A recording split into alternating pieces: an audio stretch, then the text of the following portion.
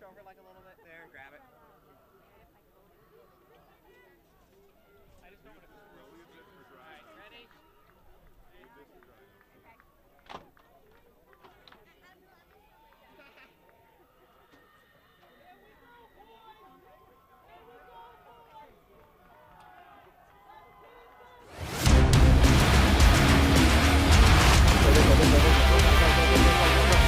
Where are the bags? Everybody get a bag. Everybody get a bag. Every camera needs to get a bag on right now. Don't anthem then you guys. We can't just throw a bag over the cameras. We have to tape them to the cameras. Okay, we gotta do it now. If you want to do a stand up, do it in here. No, I mean we gotta get cameras on the game. Good evening. Welcome to this MIA Middlesex League football matchup between Winchester High School and your Arlington High Spy Ponders.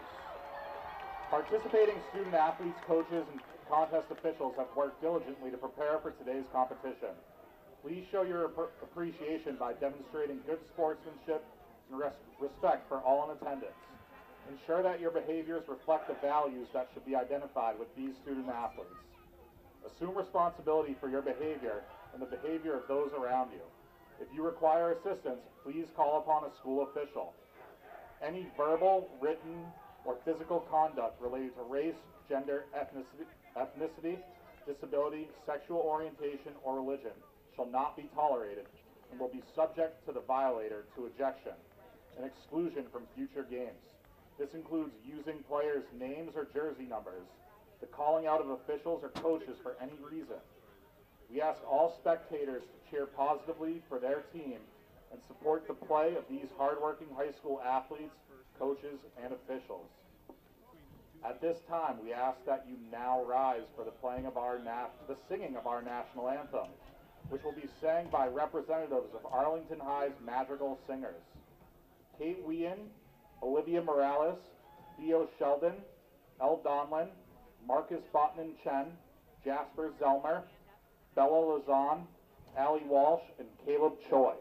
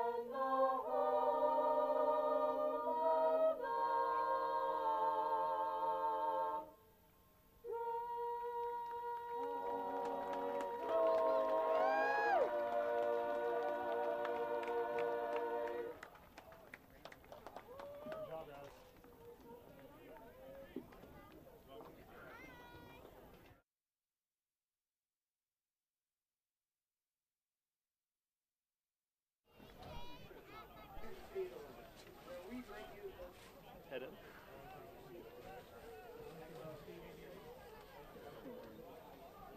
Arlington will receive the opening kickoff.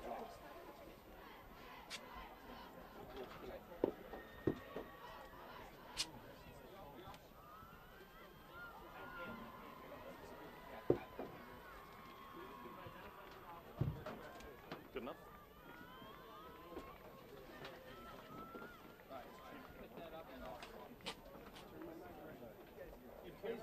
We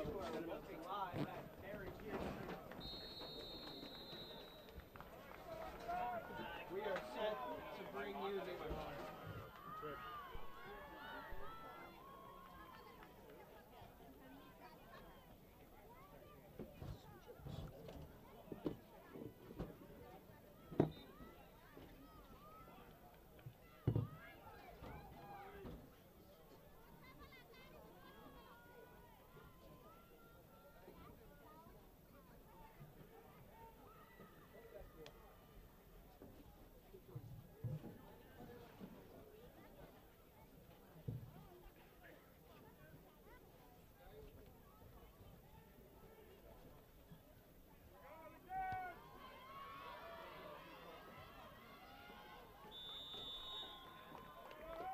Touchback on the kickoff.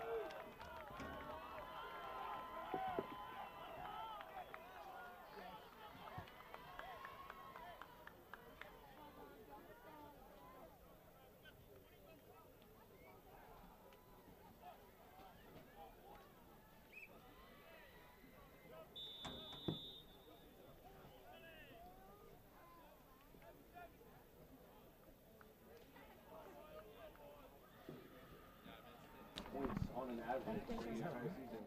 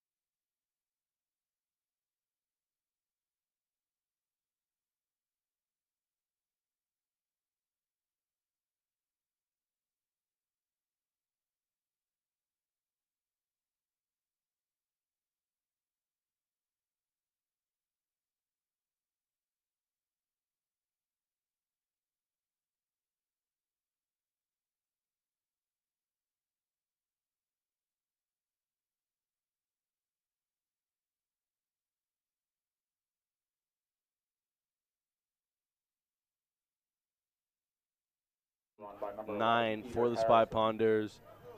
Early are forced to possibly pass the ball. Roshan Mandel has done a good job at quarterback in the recent games. He's passed the ball more than he ever has in the past couple games. 21 attempts in the Reading game, 18 in the game against Belmont. In the past, he'd averaged less than 10 pass attempts per game. But as the season's gone on, there has been more trust in Roshan Mandel to get the ball out. Mandel, it's a little tunnel screen to Harrison, and he is, depending on the spot, marked right at the line. I think he'll be short by about a yard. Trying to get Peter Harrison involved early. We did not see as much of him in the Belmont game. Number 11, Peter Harrison, for a gain of 9 No, we yards. did not see much of Peter Harrison at all. He had Fourth down that and 1. only 2 targets during the entire game for 10 yards.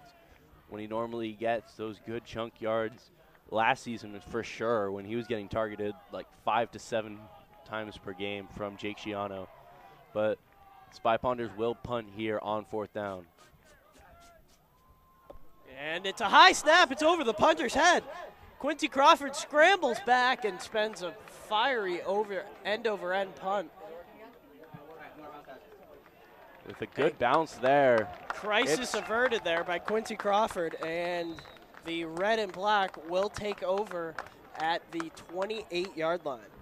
Cheers from the Spy Ponders crowd. 5-yard punt by number 3, Quincy Crawford. Winchester ball. So, the Winchester red and black quarterbacked by senior captain Harry Lowenstein. And we saw him last year, Miles, really you know, a good, solid Middlesex League quarterback for the Red and Black. He's not at quarterback. It's Rowan O'Connell playing quarterback, number 12. Lowenstein, number 10. And O'Connell breaking free across the 40 on his first carry of the game. So it will not be Harry Lowenstein at quarterback. We'll try to get some information on that. Ronan O'Connell. So they will be led by the sophomore, Ronan O'Connell. So that means this Winchester team has 3 capable quarterbacks, Harry Lowenstein and Jack Centrelli, who split some time last year. Centrelli, who's more of a running back. He caused a lot of troubles in this game last year. It was very hard to manage him. O'Connell on the keep and maintaining his feet inbound across the 50, setting up a second and short. Lowenstein is on the bench, and on the run by number 12, Ronan O'Connell. Centrelli will come in now, so both Centrelli and O'Connell playing.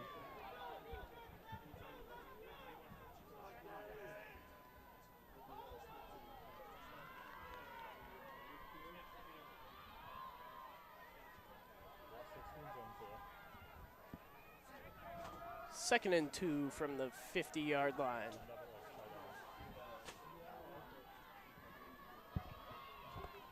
It's a give up the middle that does pick up the first down. That's Ryan Doucette. Doucette, the lead back for this Winchester team. He'll get a decent amount of carries throughout this game. First down. Arlington high tackle made by number 75, Henry Tassler.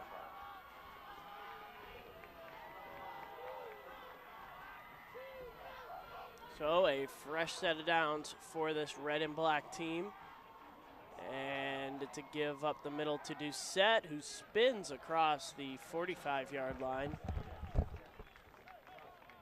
And Winchester moving the ball well on their first drive.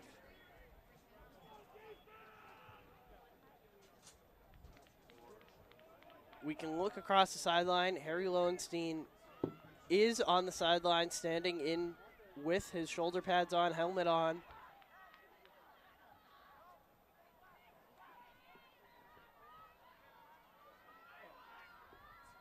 But it has been all the sophomore Roden O'Connell on this opening drive. Jet motion. And to give up the middle, and a nice carry there, and another first down for the red and black. That's Doucette once more. Good drive for Winchester, picking up good yards, picking up those first downs, eating a little bit of that clock away. As Ori Forrest, middle linebacker for the Arlington Spy Ponders, seems to be in some pain holding his arm. His shoulder injury for Ori Forrest, who leads this team in tackles.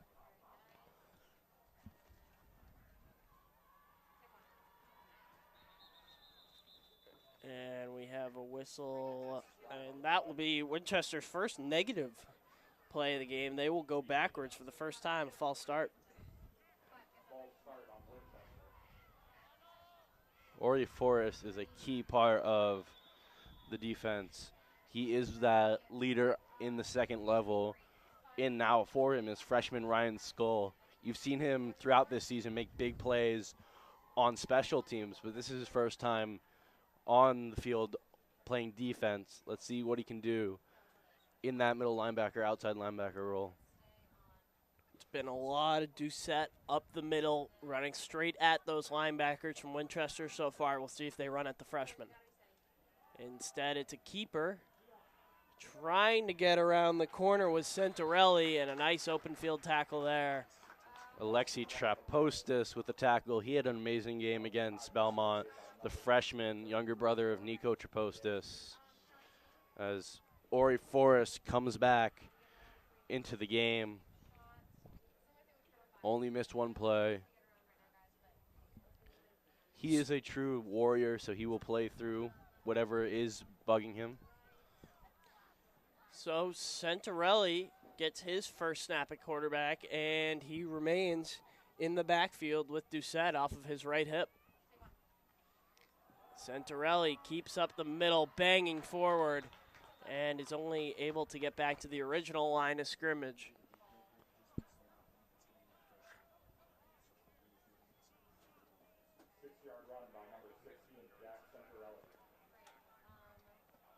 So they make the quarterback switch once again. O'Connell back in for this 3rd and 10.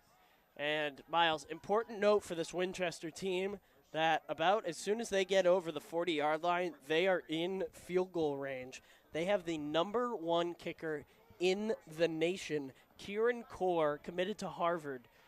Yeah, he has one special leg. It's truly amazing to see as Brady Beckenhughes swats that ball out of the air. Number 54, the sophomore, makes big plays on defense.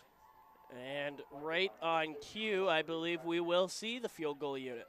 It's so important in high school to have that ability to kick a field goal for that extra 3 points, because in games, especially the way Winchester plays, these low-scoring games where they'll win games by around 5 points, those 3 points matter so much. This happened last season where Winchester's first drive was stopped. They went to kick. Caden Mills got the block on that one. It was a point of emphasis during practice to get that stop. Let's see if they can do it again this year. This is from 47.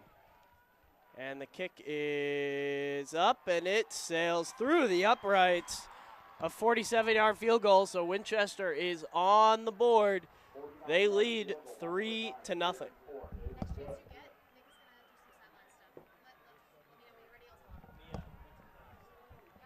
Miles, how often do you see 47-yard field goals in high school football? You just don't. You never see those. And so Winchester takes a 3-0 lead. And that's the importance of having that kicker, because if you go even for even during the rest of the game, you win that game by 3.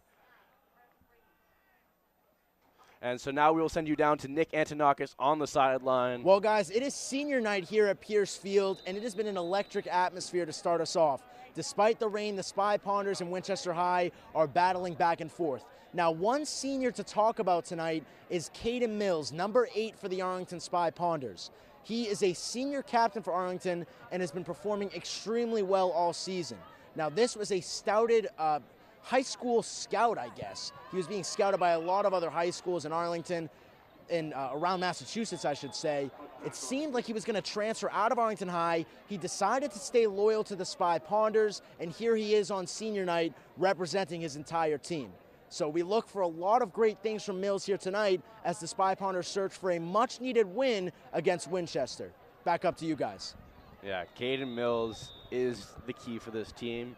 In the 3 games that they've won, he's rushed for over 100 yards. In the 3 games that they've lost, he has failed to rush for 100 yards. So games he rushes for 100 yards, it makes a difference having Caden Mills. Caden Mills, Wildcat is the call early.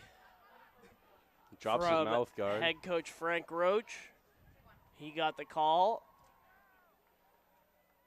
Standing all by his lonesome, he fires a quick pass out to Harrison and spiked it into the ground. I think that was a designed run with Mills, but Frank Roach maybe didn't see the numbers he wanted, and so he checked to the pass screen to Harrison. Pass does fall incomplete, but especially with the rain here today, you would expect them to run the ball with Mills a lot.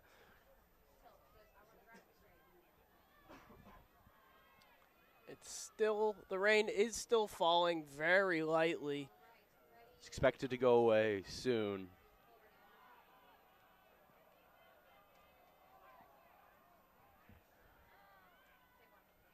Harrison sent in motion, and Mills keeps it. A little bit of a miscommunication, and he is brought down by Lucas Fiji, his second tackle of the game. So now another 3rd and long for the Spy Ponders. Question is, will Roshan Mandel go back into the game here? Yes, he will, as he is getting the play call from Frank Roach.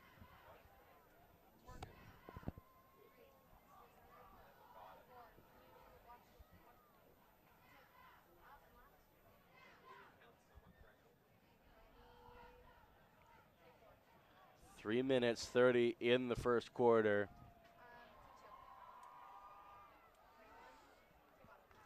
Mandel takes a snap. He looks left, fires to Kerbal on the screen pass, and trying to fight forward for extra yards. Looks like he got about halfway there. So once again, just short on that 3rd down pass for the Spy Ponders. And an early decision to be made here by Frank Roach, and it looks like he's sending out the punt team. Minus the punter. Oh, here he comes. There Quincy he is. Crawford.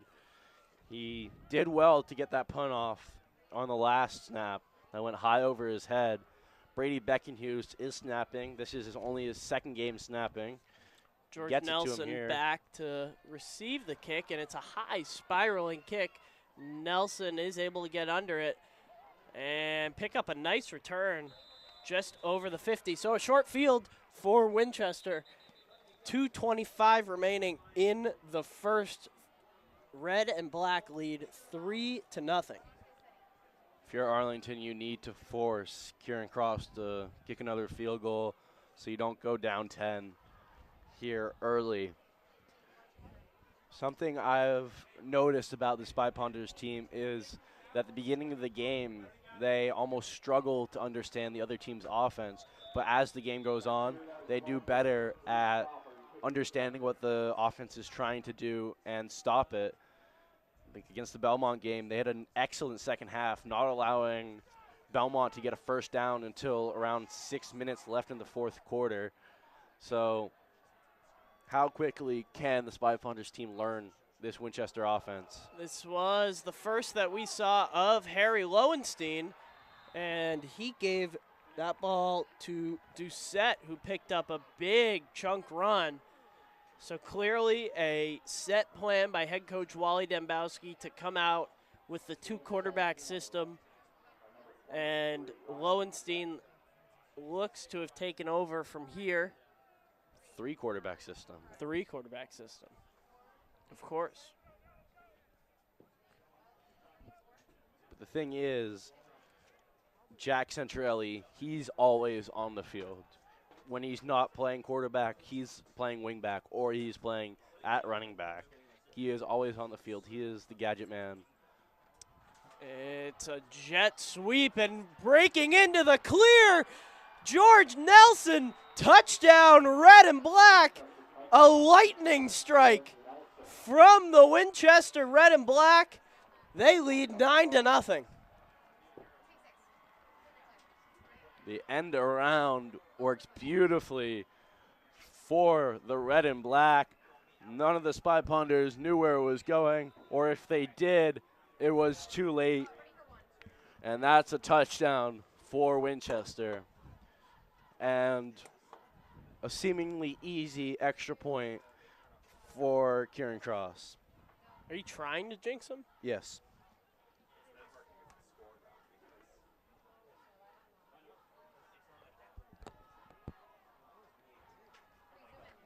Kick is up and good, and clearly Kieran Core is unjinxable, I will do it today. despite Miles' best efforts there. So, 10-0. Spy Ponders find themselves quickly on their heels. 2 3-and-outs. 2 punts lead to 10 points for the Red and Black. Spy Ponders need to figure out this offense if they want to get back into this game. These last 2 years playing against Winchester have been 2 tough games. I played in both games They were two of the most disappointing games of my career personally. And so the past 2 years, Winchester have won 4 games, 2 of which against Arlington. The year that Arlington had playoff hopes, all we needed to do was beat Winchester. Winchester, who had not won a game all season, Winchester came into that game and beat us 45-28.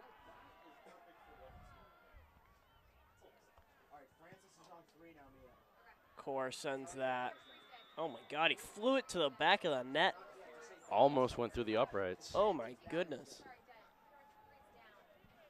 Such an impressive leg. Kicking it at a stadium.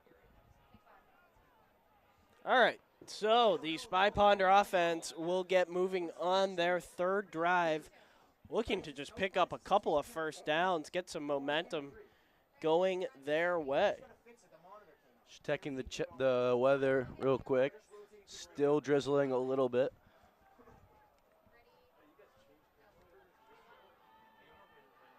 Two-back formation for the Spy Ponders.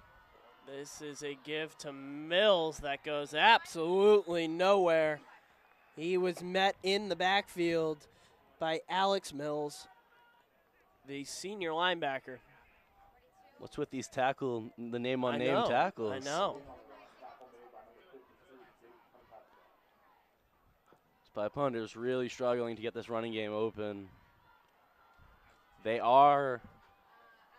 offensive line is more healthy than they have been all season, excluding the first game of the season.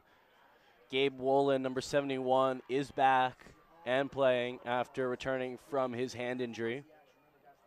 Here's a give to Darian Cherry, trying to get around the corner. And once again, this Winchester run defense has stymied Arlington through the first quarter so far. Another 3rd and long, this time from 11. And they were short on the last 2 3rd and longs. Will they be short on this one? I mean, Miles, Arlington's not even getting into a position where they can go for it on 4th because they haven't picked up a first down. They don't want to give Winchester a short field. They picked up the first down on that first run play of the game. But since then, it's been nothing. It's been 2 run plays that have failed and then a shot that just doesn't get close enough. Here's a throw over the middle. That is caught. That's Trapostis finally moving the chains for the Spy Ponders. We'll see if they can get a little bit of momentum going. Trapostis is so impressive to me. His ability to get separation is very impressive. And he makes that catch. His 4th catch of his career as a Spy Ponder. He's a freshman, and he has very much impressed me in these past couple games, given a more complete role on offense. So that will do it for the first quarter. The Red and Black lead by a score of 10-0. It is all Winchester throughout the first quarter.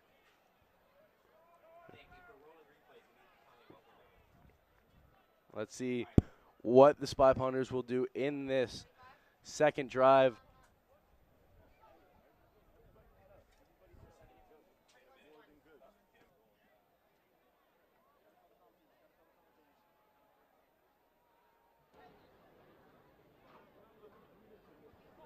Quickly now, down to Nick Antonakis on the field. At the end of the first quarter, the Spy Ponders trail by a score of 10-0. And while it's been a back-and-forth contest, Spy Ponders finally seem to be mustering up some offense here as we begin the second quarter, but they need to get their heels going on offense if they want to climb back into this game. We've seen them start driving down the field, as we saw on that last play before the end of the close of the quarter. Spy Ponders are finally moving towards midfield and seem to have some momentum on offense. Only time's going to tell in terms of how the Spy Ponders will be able to perform, but I'll throw back to you guys in the booth as they continue their offensive drive. Thank you, Nick.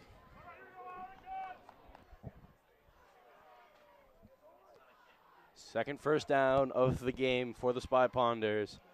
See if they can string a couple more. Randall had trouble with the snap, and Kerbal has trouble with the catch. There you can see the impact of the rain here on the field. Ball's a bit slippery. Crisis averted there to get out of there, get out with a drop instead of a turnover. It's very impressive to get that ball off accurately to Kerbal.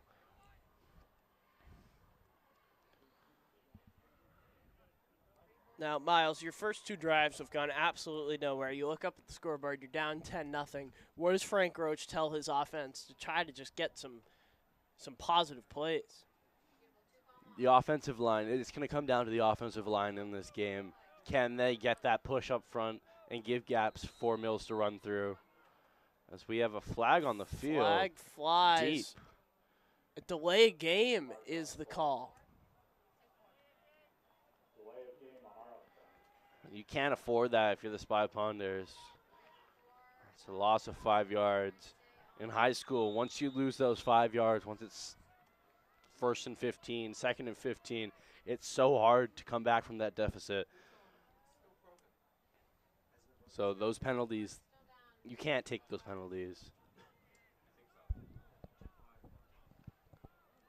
So Arlington finds himself behind the chains again.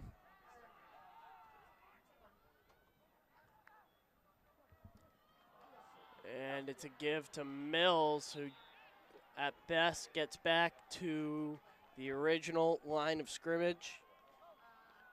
He does a good job finding that original hole. If he breaks that one final tackle, he's gone for more yards than that.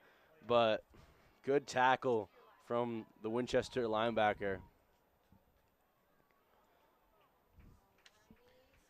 So Spy Ponders once again find themselves in 3rd and long, relying on the arm of Roshan Mandel.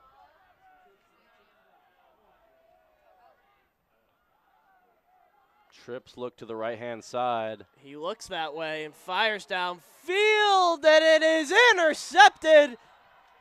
Coming over the middle, that was George Nelson, the touchdown scorer. So 1 touchdown and 1 interception. The free safety ranging across. He elevating, gets the ball, and the red and black will take over. And just another mistake by the Spy Ponders. And with that, you force your defense to have to make a stop. That was a bit of an arm punt, though, if you know what I mean. On 3rd and 10. And that's a give up the middle to Centarelli. Winchester continuing to gain on the ground attack. Have not relied on Lowenstein or O'Connell's arm. I doubt they would need to, especially in the rain. Once you go up, there's no need for them to start passing the ball. That's what they figured out last year, is they didn't need to pass the ball. They just needed to run it, and they just ran the ball the entire second half. O'Connell is back in at quarterback as that run goes nowhere. That was Doucette on the carry. No, excuse me. That was Gianni De Primo. First we've seen of him, 28. The sophomore running back. This Winchester team seems to have a nice core of sophomores to fall back on. That's what they had in the sophomore year with the 3 main men for the Winchester, Lowenstein and Centrelli. And it looks like a timeout from the Winchester sideline. So 9:39 remaining in the second quarter. We are just over 2 minutes in. And we've had 1 turnover by the Spy Ponders. Winchester looking to capitalize, Miles. Yeah. It is now 10-0, and the average points given up this season for Winchester is 9.3. So if that pattern were to continue, then Winchester would already have this game. So Spy Ponders, they need to stop here and maybe a touchdown to go just down 3 at the end of the half. But forcing a punt here proves to your team that you can stop them.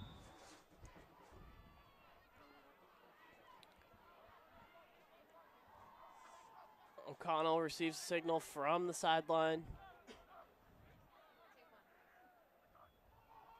It's a play fake. He looks right, firing downfield. He's got a man, and he's walking into the end zone.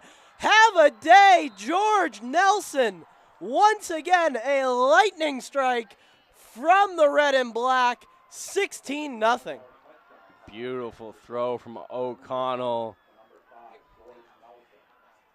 Put everything he had into that, and that was beautifully right into the hands of Nelson, who's having quite a night. 2 touchdowns, an interception, and it's only the first quarter. First half. First half. Arlington find themselves in a deep hole early, almost entirely because of George Nelson. And the kick is up and good. So 17-0.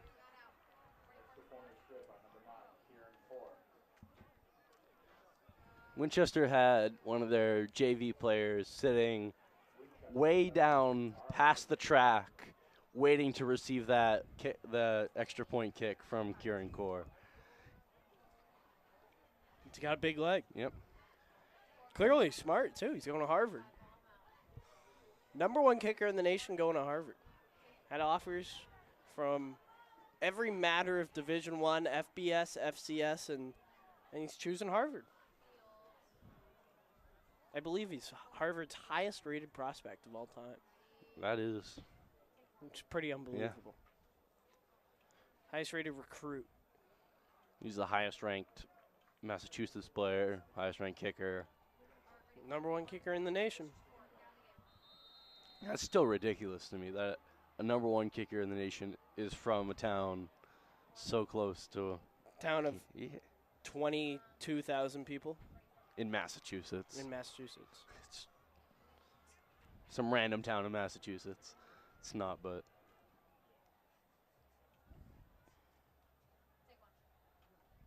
So, toe meets leather and a low driver that Mills just lets scoot by him. Man, it must be nice on Winchester's kickoff team. You don't even have to make. Do anything? You don't have to make a tackle. I'd love it. You just run down like 20 yards. You don't have to make. I'm a not tackle. running 20 yards. You may, I'm doing 10 yeah, max. 10. I'm walking. You know it's going to be a touchback. You don't even have to worry about your lane and coverage. Nope. Just easy, easy, easy. So it is the 4th drive for this Spy Ponder offense. And they find themselves in a 17-0 hole. Only gotten 2 first downs. It's a toss to Mills. And he stays on his feet. And that will set up about a 2nd and 5. But you need that consistently, those 5 yards. You need those more consistently if you're the Spy Ponders. In the past couple drives, they've only gotten those 1-yard gains, those 2-yard gains.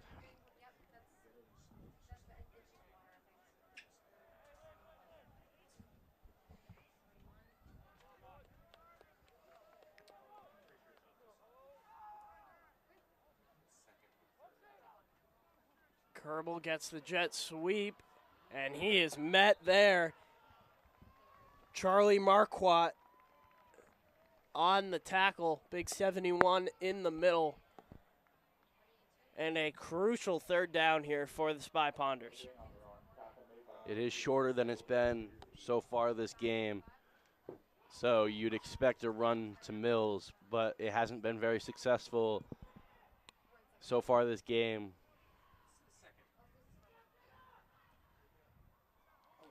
Clock ticks below 8 minutes remaining. And a critical 3rd down It's a give to Mills, and it will depend on the spot. I think he just got it. Arlington bench thinks he's got it, and it appears that he does. So the Spy Ponders are able to pick up a first down, try to get some offense moving. That's nice to see them get it just by running the ball, not having to rely on the pass game. But I'd like to see them maybe pass the ball on first down and kind of change up the rhythm that they've been doing so far.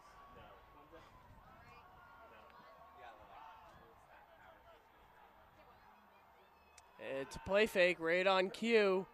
Mandel, he is met in the backfield. No Bo open options. Spignetti. He had no options down the field. His target on that was Ori Forrest, but he was smothered.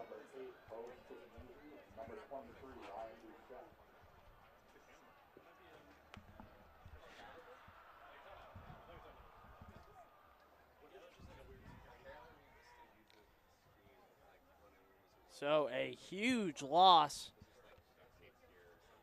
on the attempted keeper by Mandel. And now you find yourself in two passing situations.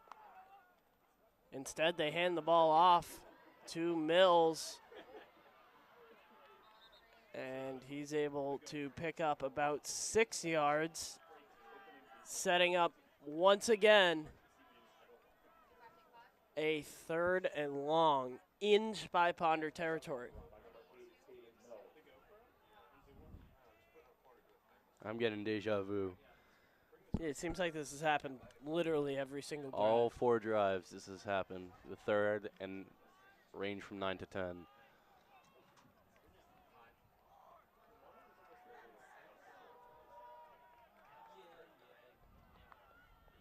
Mandel looking right, trying to find an option, and he just sails it out of bounds. Velcro coverage from the red and black, and that will once again send out the punting unit. Mandel was looking for Mills, who's coming out of the backfield, but he never really came open, and so he threw the ball away, forcing another punt for the Spy Ponders. Gianni De Primo back to receive Crawford's punt. And the helmet high snap leads to a spiraling punt, which will be called for a fair catch. Red and black take over at the 40-yard line. Miles, this could quickly get out of hand with another touchdown here. Yes, very much so. The Spy Ponders need to figure something out.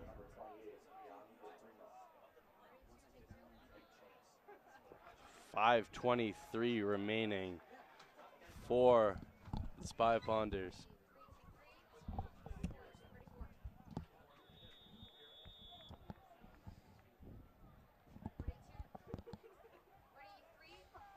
So we will see which quarterback Wally Dembowski rolls out, and it appears to be Harry Lowenstein.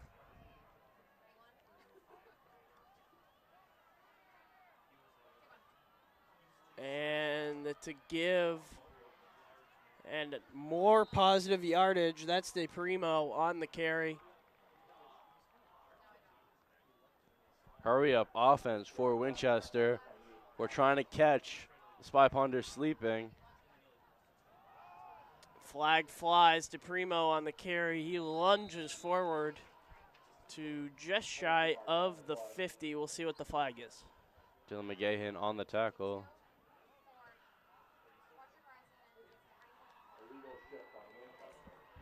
Illegal shift is the call, so the man in motion did not get set. Ball was snapped before Ben Wilson could set his own feet on that motion. Quickly down to Nick Antonakis on the field. And guys, it's been a struggle for the Arlington Spy Ponders offense in this first half. With 4 minutes, 41 seconds left here in the quarter, they definitely look to bounce back. Now, behind me are the Arlington Spy Ponders cheerleaders. They've been cheering on the Spy Ponders all year long, and we'll have the great opportunity to talk to the senior captains of the cheer squad at halftime. So make sure, stay tuned for that interview as we're celebrating all of the seniors here on senior night. Back to you guys in the booth. Gianni DePrimo. And DePrimo, thank you, Nick. DePrimo picks up the first down, so the penalty is negated. And we're really seeing this Winchester offense in a rhythm. Here's DePrimo again with a burst of speed. Miles, Winchester does not go back to the bench and receive the play call. It's all hand signal related. They like to move in tempo. The Spy Ponders haven't faced a offense that goes this quick, and that might be throwing them off. 2nd and 5, possible deep shot. You have George Nelson one-on-one against the freshman Trapostis. Instead, it's another give, and bursting into the clear down the sideline. DePrimo, all this drive, showing off the speed, getting around the corner.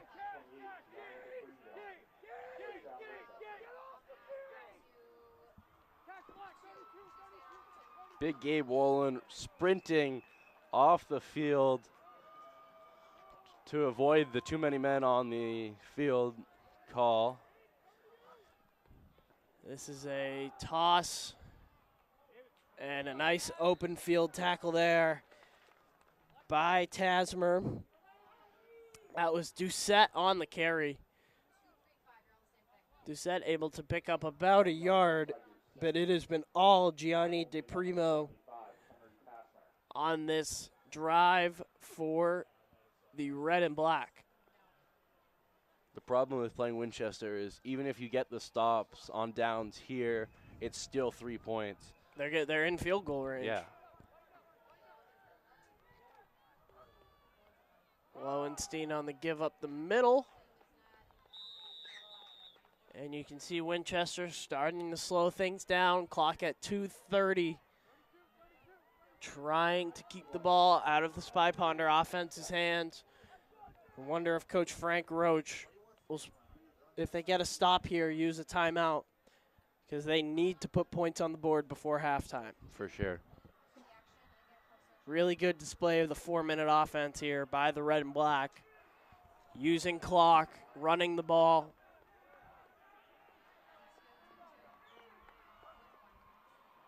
And Lowenstein on a little swing pass and to the corner, touchdown. Ryan Doucette gets the payoff. And the red and black are running the Spy Ponders out of their own building. That is the exact play that won them the game last season, where it was me back there and I missed the tackle.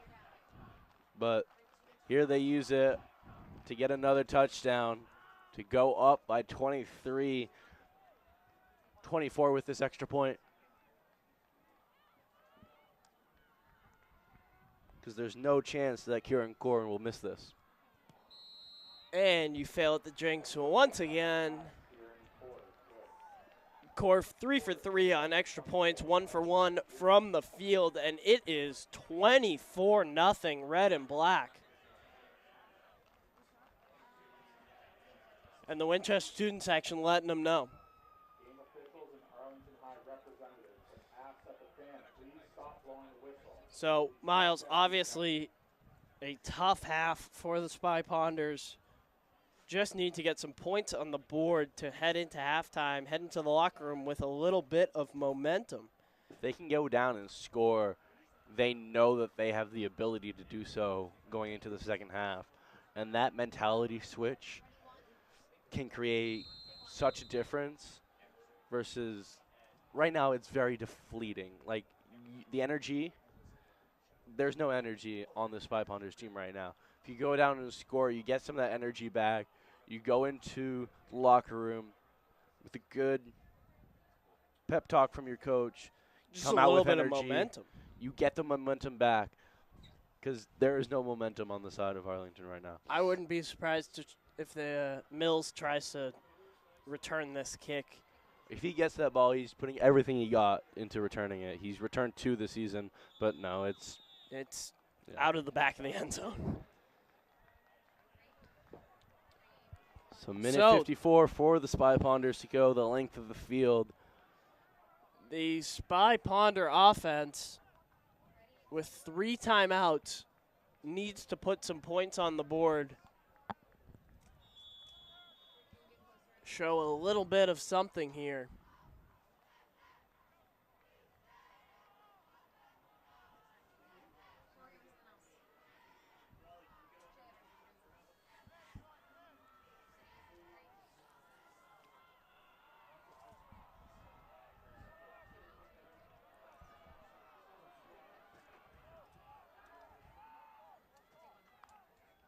Mandel takes a snap. He looks right.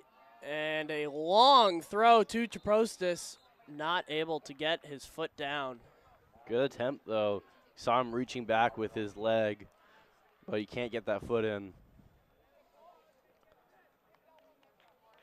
Roughing the passer on Winchester.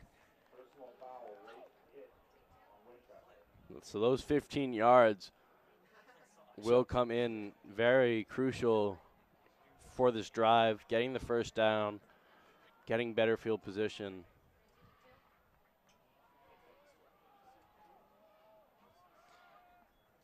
So a free 15 as the chains were not set up. A free 15 for the Spy Ponders. And as I believe that's their 4th first down of the game, Miles. Yes. Mandel tries to dump it off to Mills, and it was nearly intercepted. The ball was high, and it was nearly picked off by Doucette. That ball just over Mills, and it hits the ground just before Doucette gets there. But that could have been very scary for the Spy Ponders.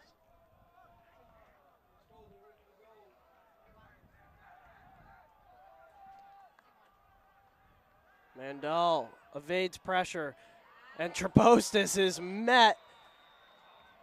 Another open field tackle by Spignesi. But Chapostis is quickly becoming one of Mandel's favorite targets here.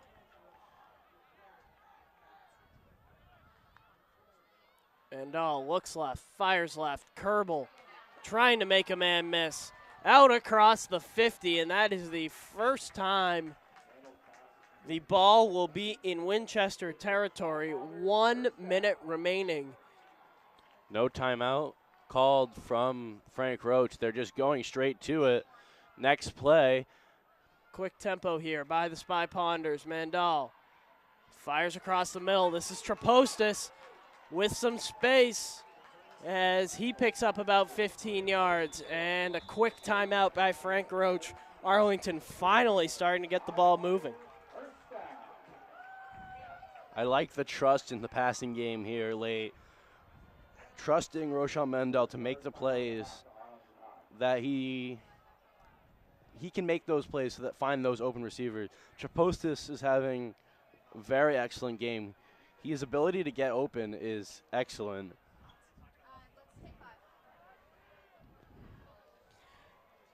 So, 45 seconds remaining, 2 timeouts.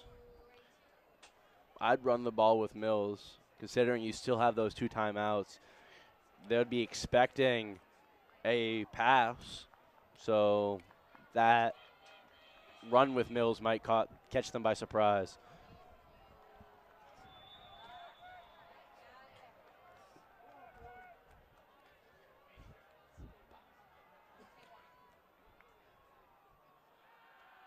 It's a throwback to Mills, and trying to create some space, staying on his feet and ducking out of bounds with 35 seconds remaining. Like the play call from Frank Roach, getting the ball to Mills in open space and letting him do his own thing. Ball was even a bit behind him. If that ball's in front of him and he has that extra second and a half to run, that could go for a 6. continuing to pass the ball is the Spy Ponders team.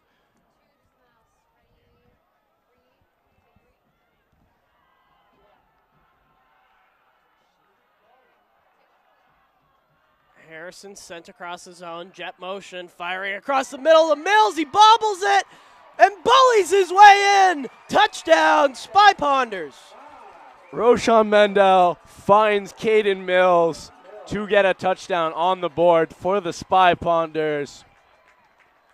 He was wide open in the middle of the field, and he bobbled it a little bit, but managed to bring it down before the incoming tackle broke that tackle, and now a chance.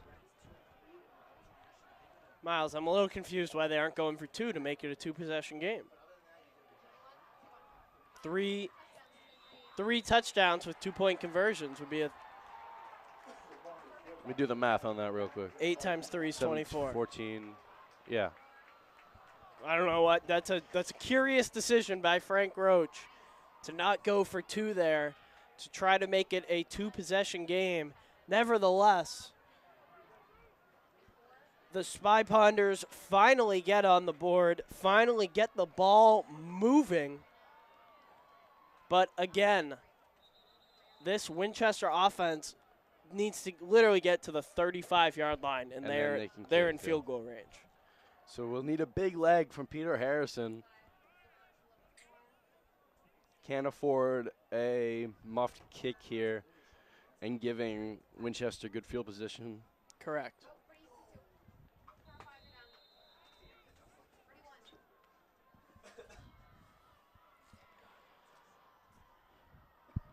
George Nelson back deep to receive the kick. And Harrison sends a low spiraling kick. Nelson picks it up at his knees. And coming with speed, trying to get around the corner. Harrison to beat. He's still on his feet down the sideline. And Winchester set up with tremendous field position. That is exactly what you did not want to happen if you're the Spy Ponders. Good blocking from the Winchester kick return unit. Setting up that walled return. And Nelson continues to run all over the Spy Ponders.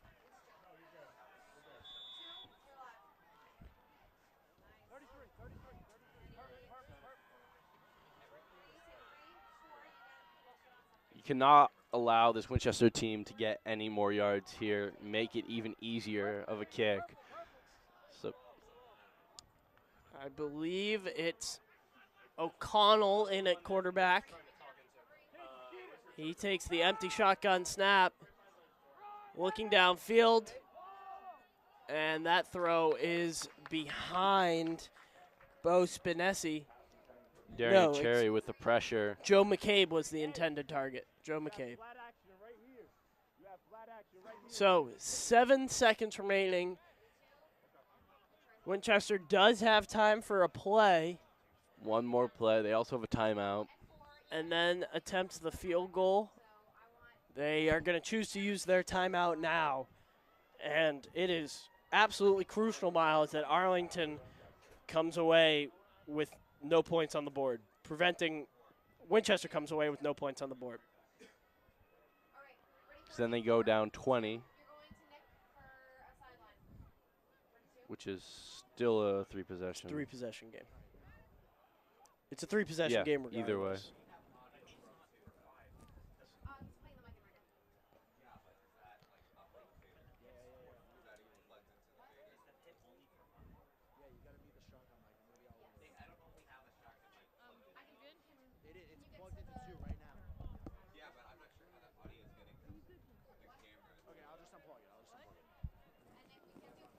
So with 7 seconds remaining,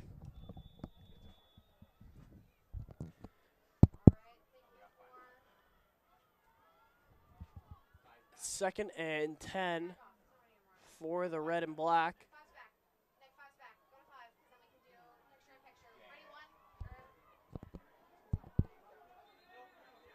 And we have a timeout by Frank Roach. I'd expect both teams to use their timeouts here. Winchester to run a play, call the timeout, and then the Spy Ponders try and ice Kieran Core on the kick. You think he's iceable? No, he's not iceable. He's too good. I don't see him missing anything this entire night.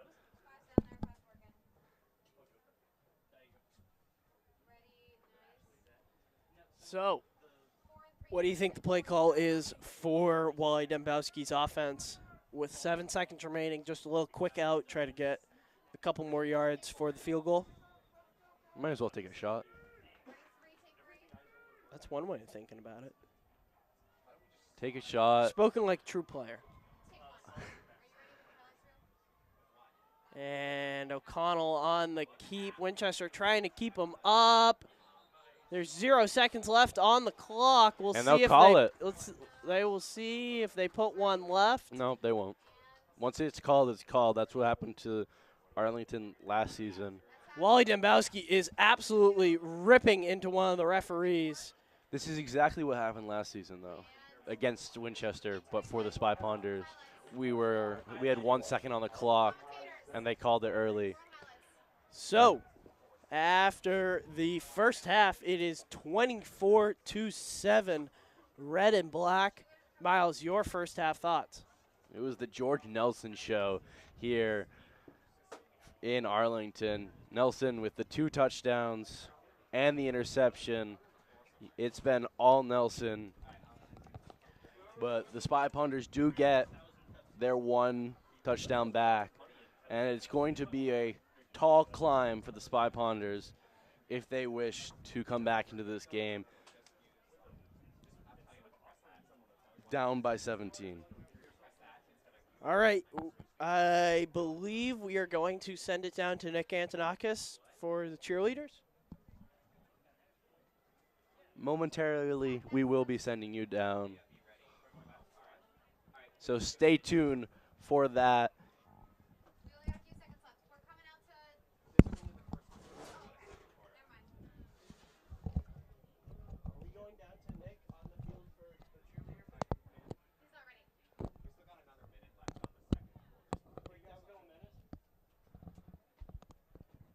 So I will, in the meantime, while we are preparing for that interview with Nick Antonakis, I will break down these highlights. Seeing you just there was the Gianni DePrimo play here. And then the touchdown for the final touchdown for Winchester. And then the almost interception for the final drive for the Spy Ponders, where Roshan Mandel did very well getting all of his passes off before the final deep ball to Mills. This was the screenplay before the touchdown that Mills took her around 15 yards. And then the passing touchdown to Mills for 6, as we will be sending you down to Nick Antonakis in around 10 seconds.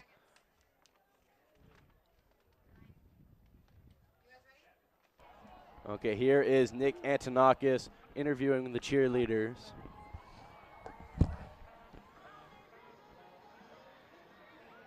And we are here at halftime. The Arlington Spy Ponders trail Winchester by a score of 24-7. I am lucky enough to be joined by the entire senior captain crew for the Arlington Spy Ponders cheer team. Guys, why don't you go down the line and introduce yourselves? Hi, I'm Alex Iokimedes. I'm Keely Smith. I'm Ruby Swist. I'm Michaela Edwards. Obviously, thank you all so much for taking the time to talk to me, and congratulations on your senior year. Why don't we go down the line and kind of start with, how did you get into cheer, and what have your 4 years been like in high school doing that? I've been doing cheer since I was about 9, so I've been doing it for a long time, and I really liked it, so I came to high school and I wanted to pursue it. And my 4 years have been great. I've met so many good friends, have so many good memories, but I'm really sad it's over. I've been cheering since I was in 1st grade, so it's been a really long time for me. It's been almost my whole life. It's all I can remember, and so I'm really happy I got to spend 4 years cheering at the high school with all my friends. So many people who I grew up with too, cheering with. It's sad to see we're all seniors now, and this is our last time cheering together at home. I've been cheering for about 5 years, so it's fairly new to me compared to them, but I've loved my experience cheering, especially in high school. It's going to be something that I remember for the rest of my life. I've been cheering since I was in about 3rd grade, and I've made some of my best friends here, and I think that the Arlington High School cheer team is just a great place to be, and have to experience this and have it to end is so sad. Now, on a night like tonight, senior night, we got the crowd packed, high anticipation for this game. What's kind of the attitude going into it when you're the ones hyping up the crowd on the sidelines? I think keeping it really positive no matter how the game goes is the best way to do it. I think we're going into the second half hype. Like, we're going to get everyone hype. Like, we're still in it. We're going to win. Yeah, I think that we all got it covered. I think that the cheer team goes into it with always a positive attitude because we know that we have it in the bag. I think that if we show up with our spirits high, everyone else will follow us, and to have a crowd this big is really fun to experience, and also, like, our crowd has never been this big. So it's really fun to experience this tonight. Now, last question. Let's go down the line. Favorite memory of cheer in high school? Go. Definitely, probably tonight when I flew for the first time. I would say my favorite memory was just like my freshman year cheer season when it was COVID. It was just such a weird season, but it was such a great bonding experience for everyone on the team. I would say any of the practices hold a really dear and special place in my heart because it's it's the time where we can all just let loose and have fun, and we get to do what we love in the sport that we want to do. I would also say tonight, I think this is a really memorable night, and I think I'm going to remember this for the rest of my life. Guys, thank you so much. Good luck in the second half. Bring the energy. Arlington's definitely going to need it to get back into this one, so we're relying on you. Get the crowd into this one. Thank you so much. Thank you. Thank you for having us. Thank you. All right, and now we'll throw it back to the studio. We'll be back with second half action in just a little bit. Spy Ponders trailing by a score of 24-7 at half. We'll see you soon for second half action.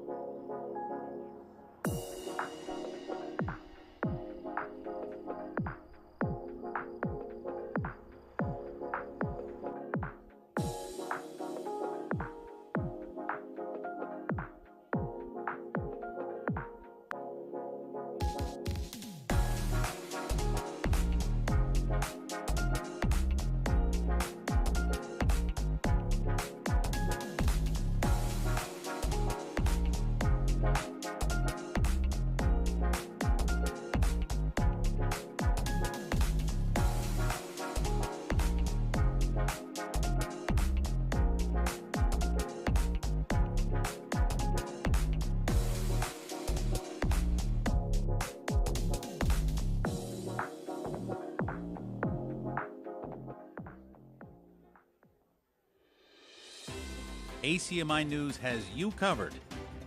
Stay informed, because the best stories are yours.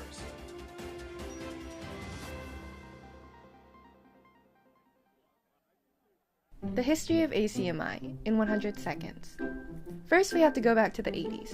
In 1980, the town of Arlington licensed its first cable television franchise with American Cable Systems, and for the first time there was a facility for public communication within the town.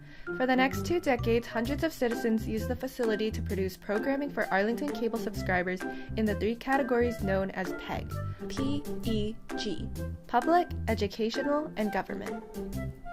Under that original license, Arlington Cable Access, or ACA, was created to help the public learn about and make use of the studio until 2006. Let's back up a little bit here, because in April 2003, ACMi was formed as a not-for-profit corporation by a group of Arlington citizens with the goal of improving communication in their town. Over time, a board of directors was chosen, and the organization was designated Arlington's Official Access Corporation. In July 2006, ACMi signed its first agreement with the town of Arlington to assume management of Arlington Studio and PEG Community Access Television for the town, which marked the transition from ACA to ACMi. Today, ACMi operates multiple production facilities across the town and promotes the access to learn and engage in community media activities as a part of the action of ACMi News or Public Affairs, or learn how to produce independent films and documentaries. In addition to coordinating the live coverage of local meetings, special events, and sports, ACMi offers production training, studio facilities, and resources. And that was the history of ACMi in 100 seconds. Well, almost.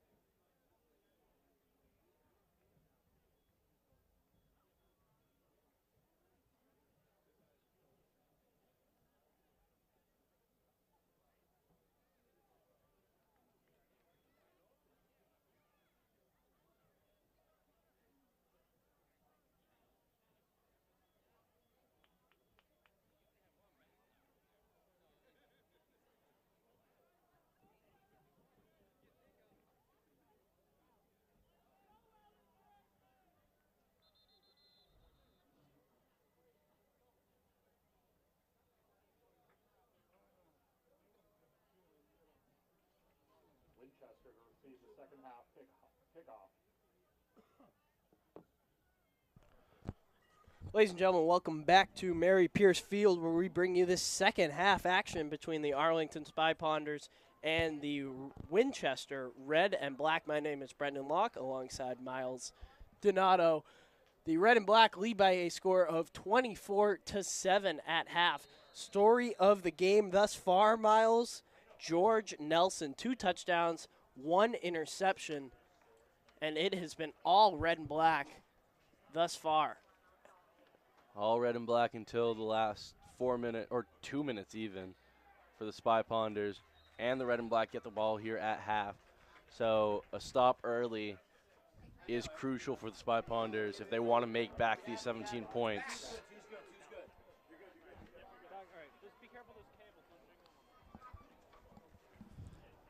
So the Red and Black offense will take over. And Miles, they've been running a 2, almost 3 quarterback system at times, alternating drives. This time we see the senior captain, Harry Lowenstein.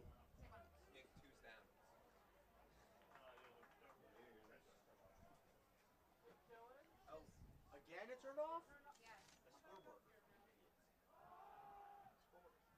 This is a little outside sweep to Ryan Doucette. Doucette caught that swing pass at the end of the first half for about a 25-yard touchdown. Get 6 on that.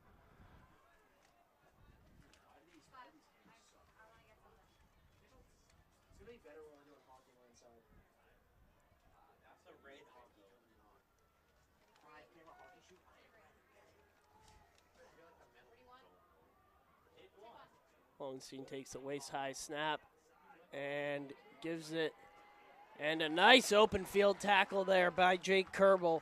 That was De Primo on the carry. We saw a lot of him late in that second quarter on that drive that Doucette punched it in on, and that time unable to get around the corner. That is one of Kerbel's strong suits, is those chase downs on those outside zones. Once he gets in range, he makes those tackles from behind, and that forces a 3rd and 4. If they get a stop here, that can change, hopefully, the course of the game for the Spy Ponders. Jack Santorelli on the carry and picking up the first down just over the 50-yard line. If you're the Spy Ponders and you recognize that Santorelli is in the game, you need to expect him to run the ball from quarterback. That's what he did the entire game last season, and that's what he is used as on this Winchester offense, as Daniel Moda was running off the field, told by his coaches to stay on.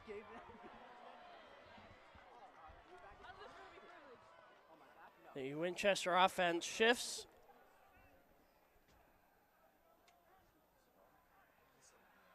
And Santorelli on the keeper, diving forward, picking up about 5 yards.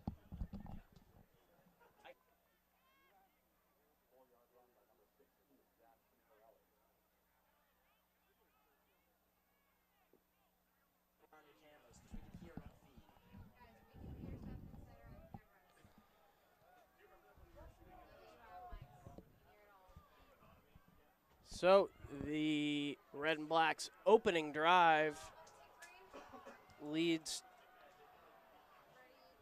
moving the ball well, and a 2nd and 6. It's a give to Doucette, and they're saying the ball is loose. Kerbel ends up with it. The Arlington sideline arguing, and it looks like the ball will stay with Winchester.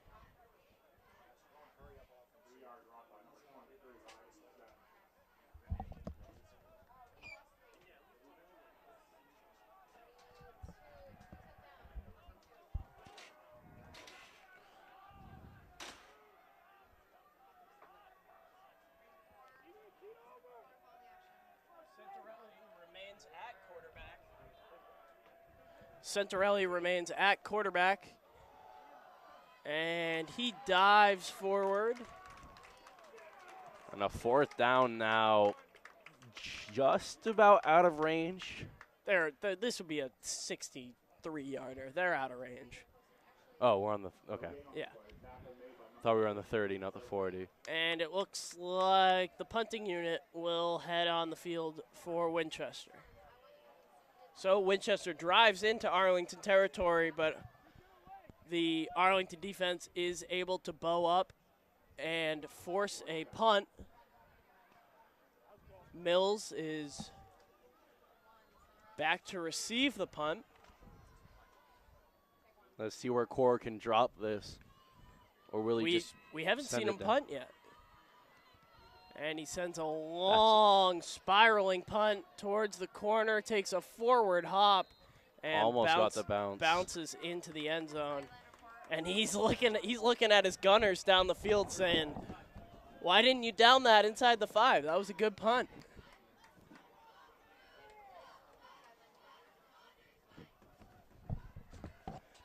So this is the first of the Arlington offense that we will get to see in the second half.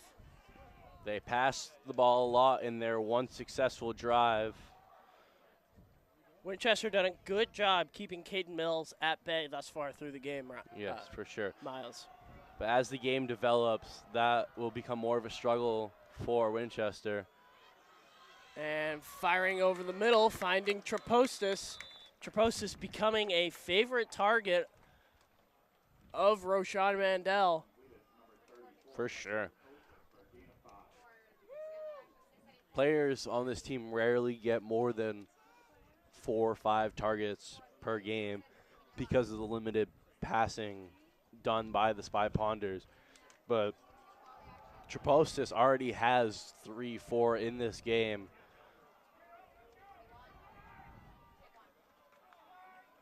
It's a give to Mills up the middle, and that run goes absolutely nowhere. There are 3 Winchester defenders waiting for him on the line of scrimmage, and we will send you down to Nick Antonakis, who is on the sideline. Guys, I have an update on Spy Ponders running back Darian Sherry. We saw him here on the sideline getting his hand wrapped up. I went over to talk to the athletic trainer. She said he's fine. He should be shifting back into this game, but something to note from the Spy Ponders senior running back. Back to you guys in the booth. Thank you, Nick. And Cherry suffered with a hand injury, and he missed half of last season. Mandel pump fakes, and he is wrapped up, and the ball pops free. It squirts free, and the ball is still loose at the 3-yard line. It looks like Winchester's landed on it. And so Winchester And will get the red and black will take over at the 3-yard line. Roshan Mandel gives up the ball. It was recovered by Bo Spignesi. And exactly what the Spy Ponders didn't need. Giving the ball away on the 3-yard line, Miles. Yeah. Just before Mandel went down, the ball pops out and it rolls all the way back. Frank Roach is now talking, saying that his elbow was down. I don't know. That looked like it popped up free when he rolled over to me. So Winchester will take over at the 3-yard line. O'Connell in at quarterback. It's a give. Oh, and the ball is free again. Jake Kerbel lands on it. A miscommunication in the backfield. And the Spy Ponders will take over. A missed snap, and Kerbel picks the ball up. He almost ran with it, but he couldn't get full control beforehand. And so a series of fumbles back-to-back leads the Spy Ponders back with the ball, but 20 yards back from where they were.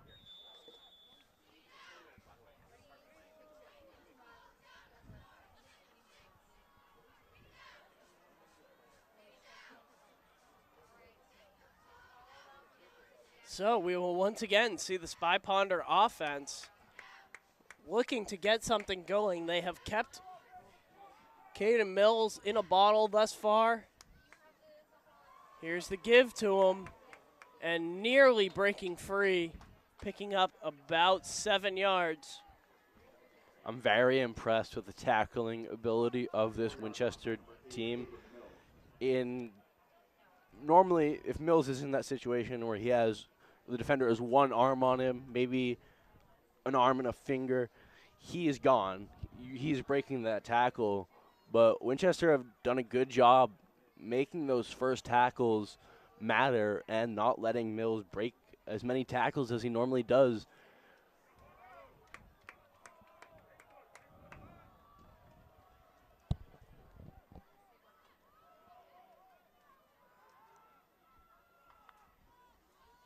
Mandel on the play fake and broken up there, intended for Peter Harrison, defended beautifully by the senior captain, Ben Wilson.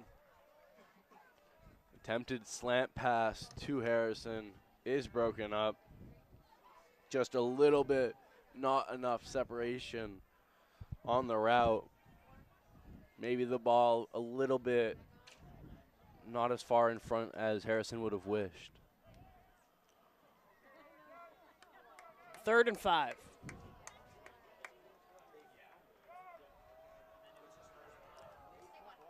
Mandel takes the waist-high snap, trying to get it out to Harrison. Harrison tries to break free, and another open field tackle. Bo Spignesi has been all over the field. That's got to be his 5th or 6th tackle of the game, along with the fumble recovery. And now Arlington is faced with a decision to go for it.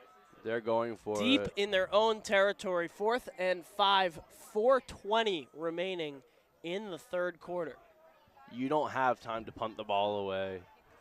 And you also don't have a trust in your defense to stop Winchester's offense. So you have to go for it if you want to come back in this game. Mandel with Mills standing off of his left hip. He takes the snap, looking over the middle, finds Trapostis trying to break free, breaks one tackle, and he is met by a host of white jerseys. Winchester turns Arlington over on downs. And once again, good field position for Winchester.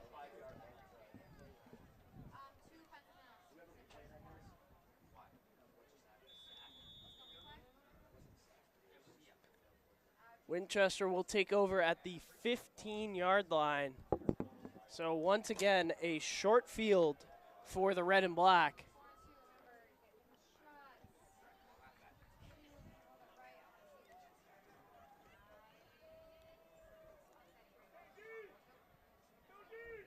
Lowenstein in at quarterback for Winchester. This is Doucette on the carry. Picking up about 3 or 4 yards. 3 minutes 30 in this 3rd quarter. Spy Punters have done a better job this half managing to control the run, but it's too little and it's too late.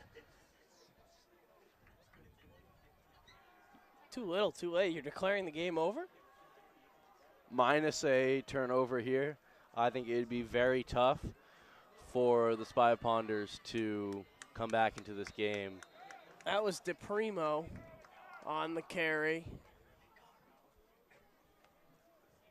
Winchester has not let up more than 16 points the entire season in a game. So I think it's going to take a lot for the Spy Ponders to come back into this game. Winchester taking their time, using that clock.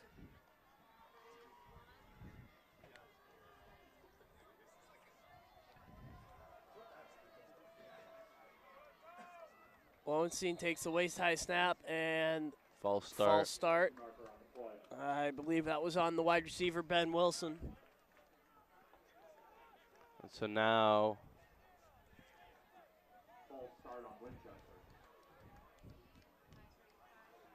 third and long for Winchester. Just a reminder that they are in field goal range. We saw Kieran Kaur hit from 47 in the first quarter. 3rd and 12. Lowenstein on the give, and the ball popped out again. De Primo, and they call Arlington has it. 2 red zone turnovers for the red and black, and they are keeping Arlington in this game. Manu Maheftrian with the fumble recovery.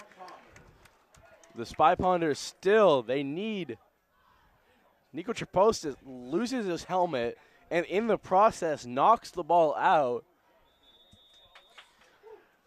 So Arlington backed up once again. They've forced 2 turnovers in this quarter inside the 10-yard line both times, Miles. But they need to capitalize on these things. Like, if they get the ball this many times in this quarter and they've scored nothing from it. They've had the ball, is it 4 times this quarter? I believe this is their third drive. I think this is their 3rd drive. But they've shown nothing from it. They've gotten the ball over the 50-yard line once. This is Mills trying to break free. A big gain, and he's still on his feet. Across the 40, cutting upfield, dragging defenders across the 45. Caden Mills. And Arlington is finally in business. Runs like that are massive momentum changers. To come off a fumble recovery and then a run like that, you can feel the momentum shifting. Hopefully the Spy Ponders can capitalize on the momentum shift. But beautiful run from Caden Mills, because that's what happens when you give him space. He will break off. I've said it countless times this season. If you give him space, he will break off for major yardage. And he hadn't gotten an opportunity to this game, and there he goes. A good 30-yard run from Caden Mills. And Frank Roach calls a timeout. Timeout's valuable when you're down by this much. Yeah. So, with 47 seconds remaining in the 3rd quarter, he will take his first timeout of the 2nd half.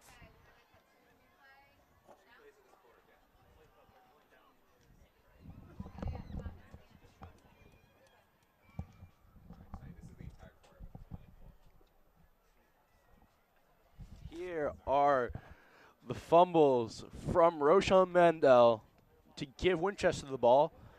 And then the next play, Winchester themselves fumble the ball, recovered by Jacob Kerbel. Arlington does not do anything on that drive. And then Winchester gets the ball back. And then they fumbled it again, giving the ball to Caden Mills, who takes it down for a 35-yard gain. And that's where we are here late in the 3rd quarter. So with 47 seconds remaining in the 3rd quarter, Arlington trying to build a drive, trying to get some momentum. This is a give to Mills. And picking up about 5 yards across the 50-yard line.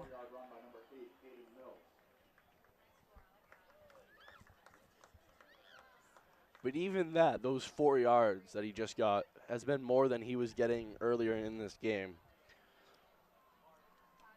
Arlington taking their time getting the play in. This might be a close one on the clock, depending how quickly Roshan can get this play to his players. 10 seconds remaining on the game clock. They set up. We're at 6. 2nd and 8. They do get the play off. Mandel rolling right, looking downfield, firing across the middle, and Harrison dropped it. It was a low throw, a difficult catch for Peter Harrison. but he's unable to haul it in, and that will do it for the third quarter. 12 minutes of football left, 24-7 Winchester. Spy Ponders still need 3 touchdowns in this game, and it's going to be tough. That ball just a bit short for Peter Harrison, who is open in the middle of the field, and we will send you down to Nick Antonakis.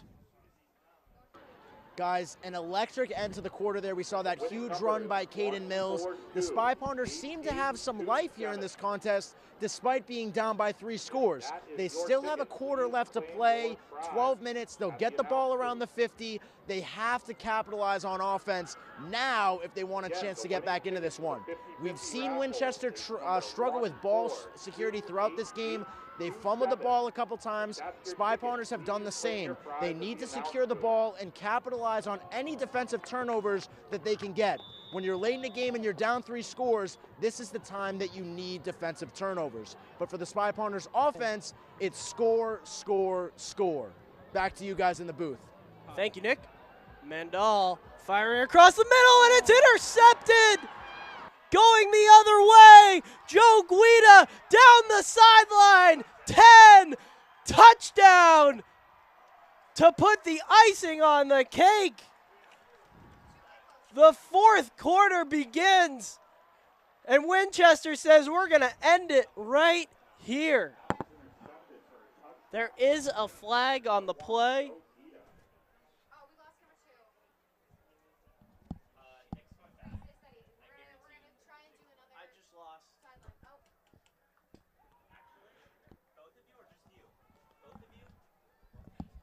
We'll see what the call on the play.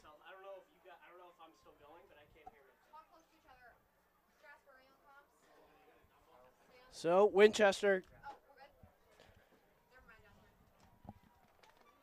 I believe they called a penalty on, I did not, so the penalty will be assessed on the kickoff. I think it is against Winchester. Excessive celebration? Might be.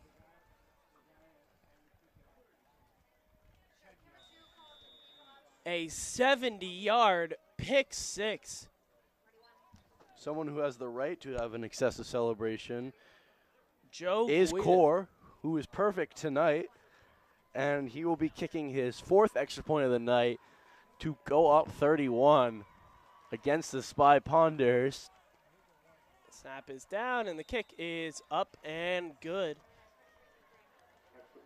So Winchester leads by a score of 31-7 when it finally felt like Arlington was getting a little bit of momentum. It's all gone away after the interception. Mandel's pass sails over Peter Harrison's head. Now we will send you down to Nick Antonakis on the sideline. Well, that was definitely not the exact play that the Spy Ponders were looking for, guys.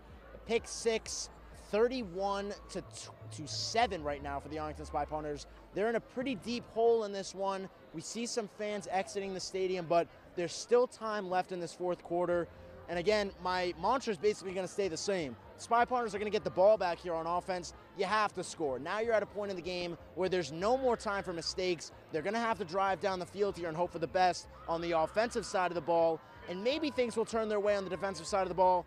As I said before that pick 6, Winchester's given up a couple of turnovers on offense. Maybe that can benefit the Spy Ponders, but at this point, you got to go 1 score at a time, and that's the message on the sideline from Arlington. Back to you guys at the booth. We're going to get to see the full force of Kieran Core's leg. I want to see him kick it as hard as he can here. He sent a little squibber that got recovered, and Dylan McGahan was able to fall on it. So the Spy Ponders will take over at the 45-yard line, down by 24, 11:41 remaining in the game.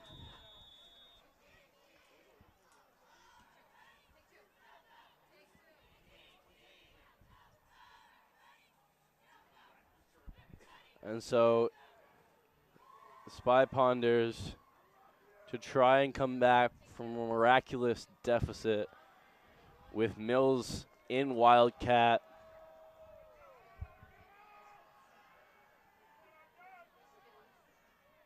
Sending Kerbal in motion across the zone. They give it to him. Jake Kerbal with a head of steam out across the 40 and picking up a Spy Ponder first down. I think that is Jacob Kerbal's first involvement on offense in this game. Senior captain who leads the team in rushing yards. Also has 8 touchdowns on the season. This is Mills on the keeper, trying to spin free, picking up about 7 yards.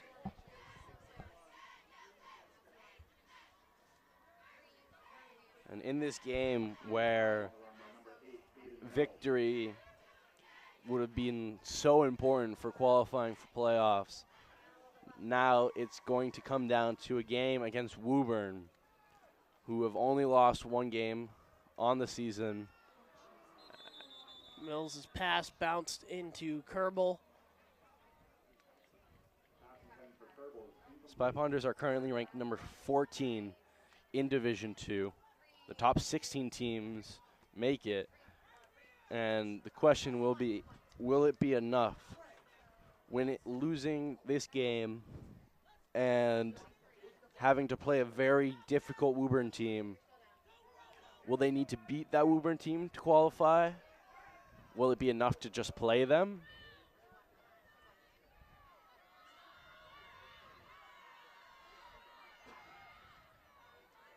And there's trouble with the snap, and Mills fumbles, picking up the fumble.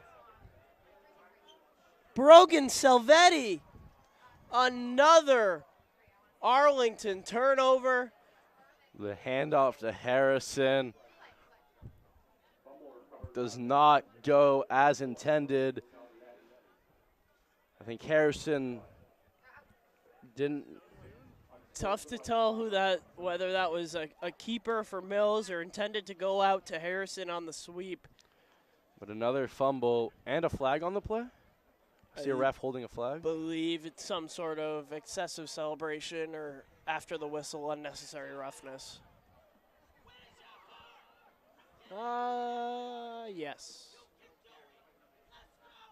So a 15-yarder, some sort of personal foul on Winchester.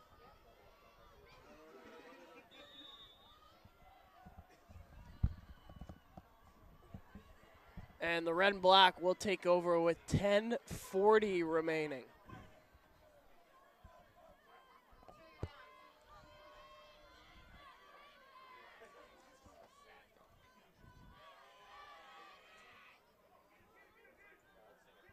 DePrimo on the sweep stays inbounds. The clock will keep running.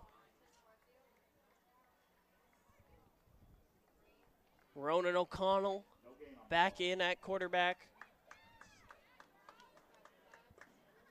for the red and black. If you're Winchester and you're seeing O'Connell and what he has done in this game, you are very happy for the future of this team. That throw in the first half was beautiful.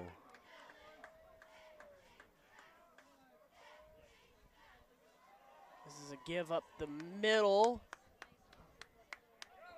Doucette on the carry.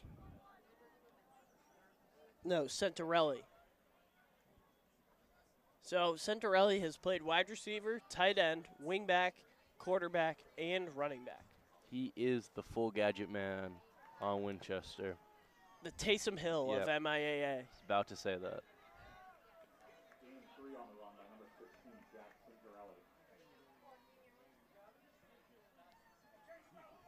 He was so tough to stop last year. That was my personal job, was watching Centrelli on those QB keeps. He is a very good quarterback and running back. DePrimo picks up about 5. Setting up a 3rd and about 4 for the Spy Ponders. No, excuse me, 4th and 4. And so another punt for Winchester. It's a nice punt last time from Craw. Oh.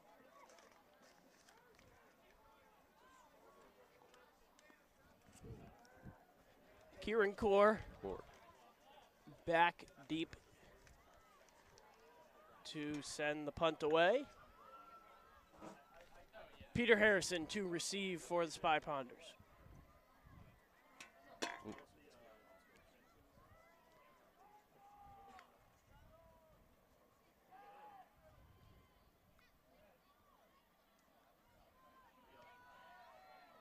It's a short wobbler that Harrison bobbles. And he is able to fall back on the ball. Goes off his hands, and he just couldn't corral it. Lucky to dive onto that ball.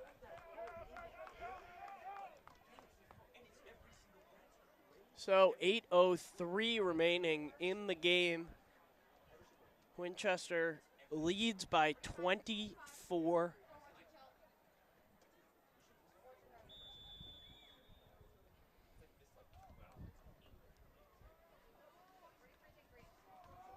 I mean, realistically, it's three touchdowns and 3 two-point conversions in 8 minutes. It's not happening. That's how Arlington needs to look at it. Mandel looking downfield, firing over the middle. That's Kerbal. Breaking free across the 30, pushed out of bounds at the 25. They need a touchdown on these next 2 plays. Do you even kick the onside kick? If you need 3? I think you can kick it deep with 8 minutes left. 8 minutes. But you need to score quick here. You cannot let the time run down.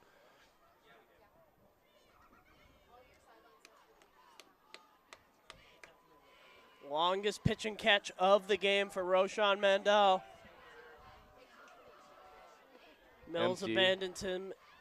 Empty set. Rolling He has right. Mills. Making men miss and picking up about 5 yards. He had Mills open on the outside, but the pressure from the Winchester D-line didn't allow him to see it. But he does manage to get a couple yards for his worries and will come off the field. And I think Mills will be taking this in Wildcat. Last Wildcat snap we saw was a fumble by Caden Mills, trying the jet sweep to Harrison.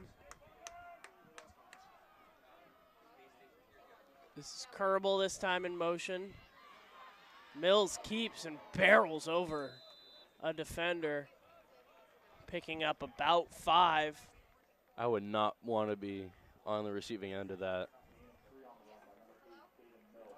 So we dip under 7 minutes now. Arlington, they don't appear to be in any rush here, Miles. They need to be if they want to win this game. Ori Forrest comes off the field sprinting. Flying off the field. 100% effort, just leaving the field.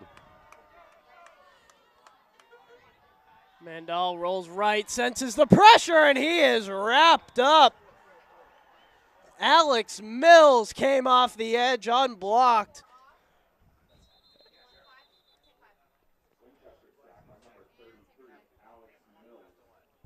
The sack for Mills. He was untouched off the edge.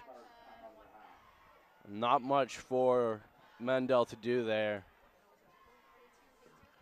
There's no one open downfield, no real easy check down. And so now Spy Ponders use their second timeout. Arlington has 1 timeout remaining, 6:19 on the clock. And it is 4th down and far. 4th and a mile.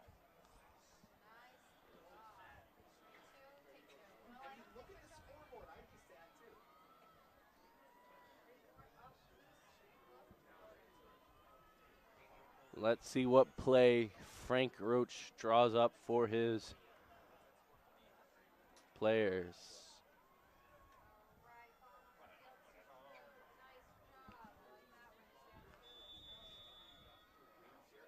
Watch a screen out to Jacob Kerwell, and Brady Beckenhuis, the left tackle, to go out and block either the outside linebacker.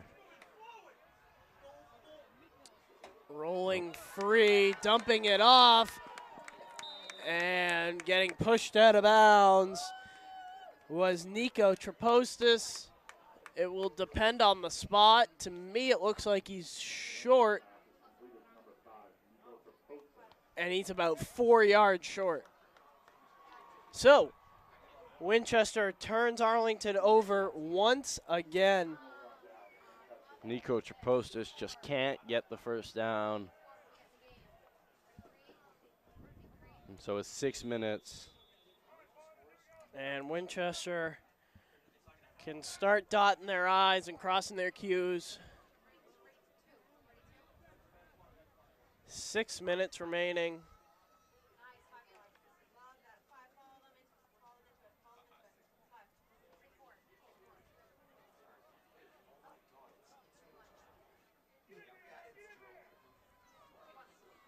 Lowenstein on the give to Doucette, and a nice tackle there by Ori Forrest. Again, the Spy Ponders have done a good job late in this game, like managing the run game for the opposing team. They've done that in most games, but it's going to be the starts that what this team comes down to is they need to start better. They can't go down 10, 17-0 early in the game. It just makes it so much harder to come back.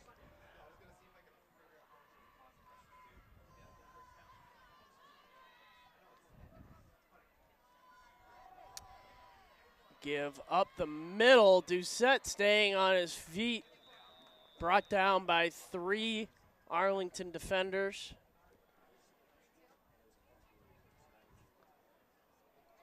And that clock just continues to tick down at the 5-minute mark.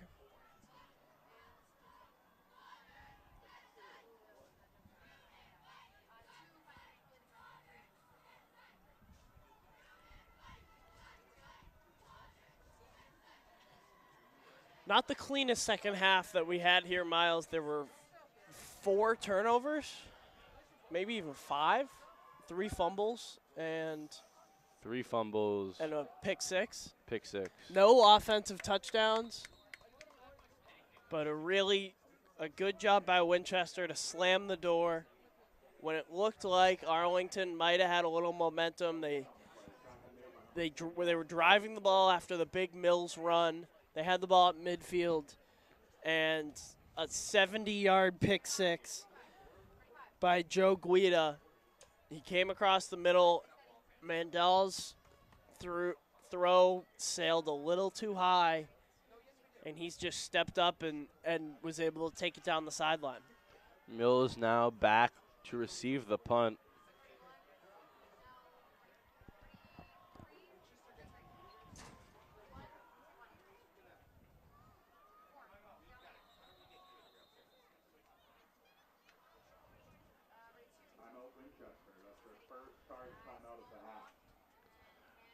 Winchester uses a timeout to not give up a delay of game. Kieran Core was not back to punt that ball. It was number 50. We don't have a number 50 on the Winchester roster. So I apologize to you, mystery punter. I don't know your name. Yeah, we do. We haven't. Cillian O'Connor. Killian O'Connor. Oh, it went 47, 53, 52, 50. Why would they organize their roster like that? That's bad. That is poor for them. That's not good. So Killian O'Connor is back deep. Yeah. We did find his name.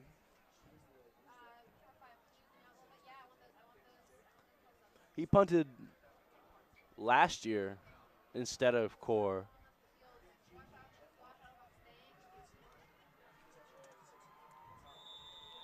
Core's maybe not not as comfortable punting as he is place kicking. No.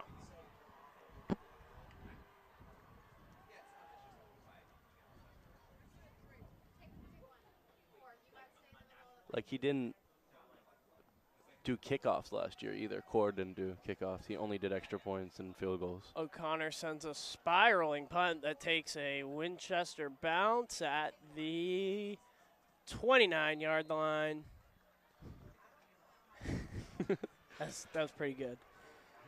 Two Winchester players battling for who can touch that ball. 3:30 remaining. And all of the wind out of Arlington sails. We'll see if they just kind of salt the game away running it, or they try to air it out. Why not use this as like a testing for some of the plays you've not run this season? All the starters remain in the game for Arlington: Mills, Kerbal, Mandel. And Mandel set back. He looked left, didn't like what he saw, rolling right. And he will keep it and get tackled at the sideline. Possibly a late hit, but not a lot of question there from either. I think he dove before Roshan stepped out of bounds, so it was fine. But I like the play call there. A new passing concept. Trying to get Mills out on a release and wheel. A little bit more protection there. He might become open later. Sean Boyce, senior who plays safety, going in receiver.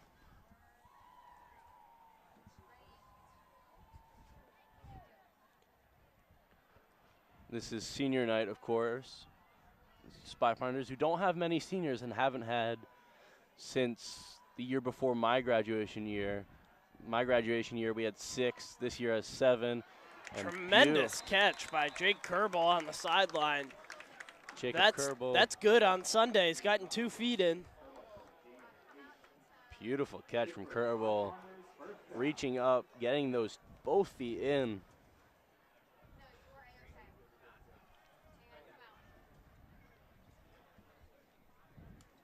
.225 remaining in the game. No offensive touchdowns in this second half. We're looking for Winchester looking for Arlington to try to mount a comeback, trying to set up a screen here for Mills. They are able to get the ball to him, and setting free, running over a defender, still on his feet, out across the 35. And Caden Mills remains down. In some pain here. Mandel flipped the screen to him, and he stayed inbounds, tried to stay on his feet, and was brought down kind of awkwardly on the sideline. He's been dealing with an ankle injury since the Lexington game, so that was 3 games ago. I have to think that that's the last we've seen of Caden Mills tonight. For this game, for sure. He'll go out to the bench, maybe get his ankle taped, because that seems to be what it is. He's walking a bit wonky. Walking gingerly back to the bench. Ori Forrest in for Mills, but deep pass. Mandel firing downfield, looking for Kerbal, almost brought it in one-handed. And possibly in a tight game, you might have had a pass interference argument there, but in a 31-7 game with 2 minutes left, refs, I don't think you're going to get don't have a reason to call that. No. Almost a one-handed catch by Kerbal. Almost a nice attempt. He very found the ball in the air. One-handed catch. So Mills is out of the game, but all of the regular starters remain in for the Spy Ponders. I like the airing out of the ball a little bit. Mandel on the play fake, looking left, pump fakes, getting chased, and he's brought down. Sam Kansicki catches Roshan Mandel from behind. Didn't have an option he was willing to go to. An impressive defensive performance from this Winchester Red and Black team, Miles. Yeah. They've done very well all season holding teams to 1 touchdown, and they have the chance to do it again here. They kept Mills bottled up except for that one big run and the screen pass here.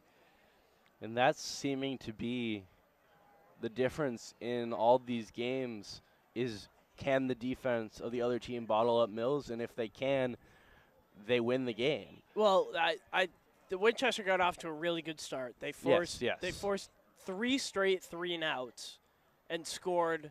They went field goal, touchdown on those 3 3-and-outs. And when you force Arlington to play from behind with less running, then you're really at an advantage. Yeah.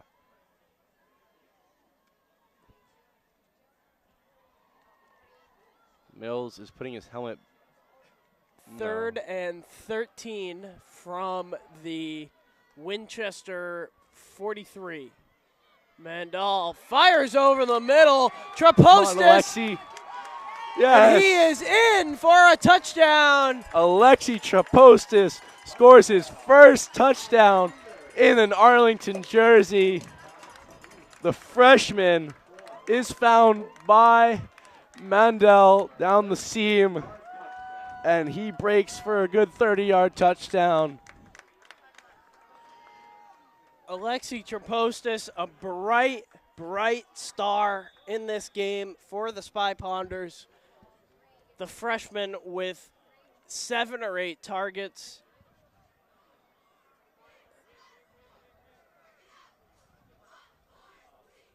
And Arlington is able to get on the board. Our first offensive touchdown of the half. The extra point is up and good. Winchester leads 31-14. Do you even bother doing the onside kick? No. I think it might be happening. Frank Roach, who normally doesn't talk to the special teams unit, is doing so right now. 16-point game, minute 45. But it does help if you can get within 14 points to your rankings for making the playoffs, because your win margin determines a lot for playoffs. That is half of what your ranking is based on. It's opponent ranking and your win margin. So if they can pull this to within less than a 14-point deficit, that can, even those little points will help in their hopes for playoffs. So I don't see why you wouldn't go for it because they're going to be close. They're going to be around that 16, 17, 18 mark in the standings to make playoffs. So do we have a timeout? No. They recovered one against Stoneham.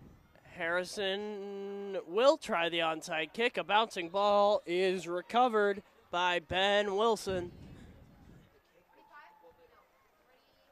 Didn't get that high hop that he was hoping for. And Winchester can salt this game away. An impressive performance by the Red and Black. Coming in an emotional night for the Spy Ponders on senior night, big student section.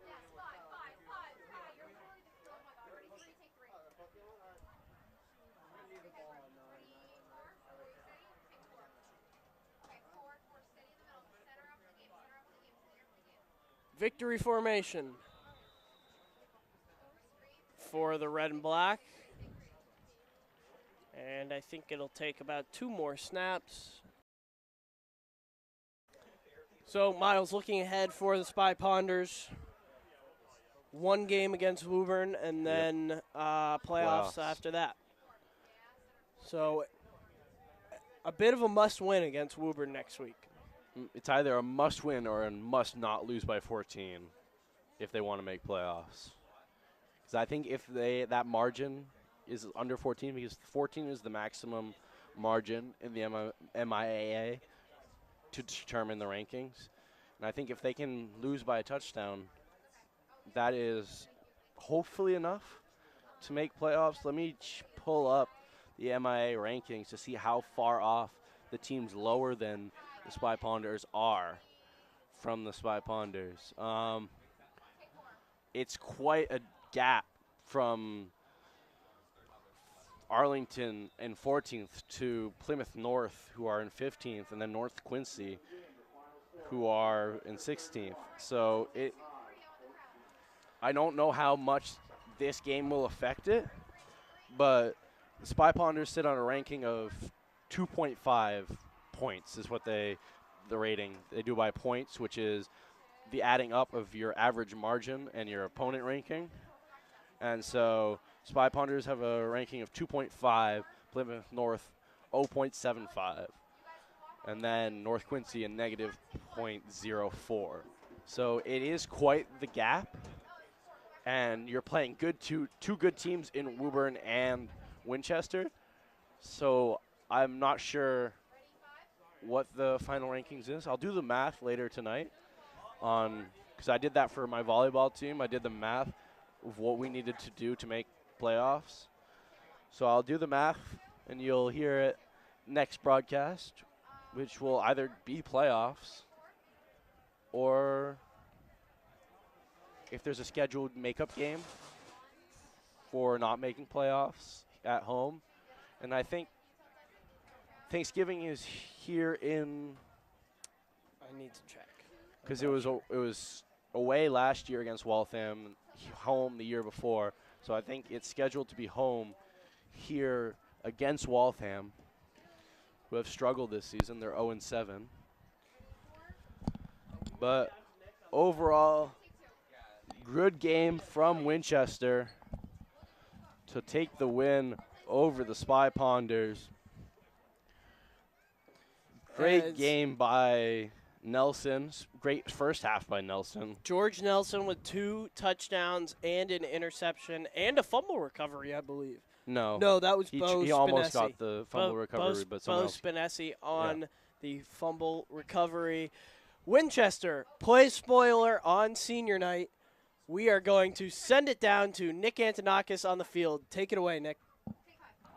Well, guys, the Arlington Spy Ponders suffered the 31-14 loss here tonight on senior night. But despite that, still a lot of positives to look at from our seniors. We got to talk to the senior captains on the cheerleader squad at halftime. And obviously the Spy Ponders seniors were all honored before the game today.